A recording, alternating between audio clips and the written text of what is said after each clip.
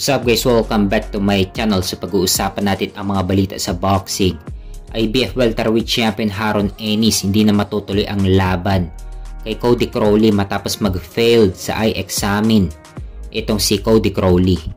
Kaya si David Avanesyan na ang papalit kay Cody Crowley. Kung matatandaan, tinalo na rin ni Terence Crawford si David Avanesyan noong December of 2022 sa pamamagitan ng knockout sa round 6. Kaya tignan natin kung mas impresibo ang ipapakita ni Haron Ennis sa ginawa ni Crawford. Ngayong linggo na ang laban, ito ang unang depensa ni Haron Ennis sa kanyang IBF welterweight title. Kaya abangan natin ngayong linggo ang laban ni Haron Ennis.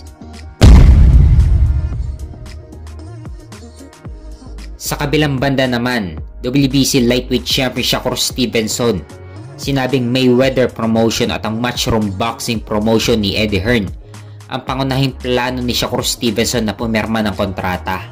Matapos kasi ang laban ni Shakur Stevenson kay Artem Harutyunyan, natapos na rin ang kontrata niya under ng top rank ni Bob Arum.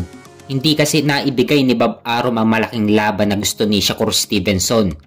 At kahit ang laban kay Vasily Lomachenko na hawak din ni Bob Arum, hindi naibigay ni Bob Arum kay Shakur Stevenson.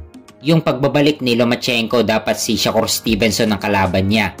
Pero mas pinili pa ni Bob Arum na ilaban si Lomachenko kay Kambosos. Kaya dito na nagsimula ang hindi maayos na samahan ni Shakur Stevenson at ni Bob Arum.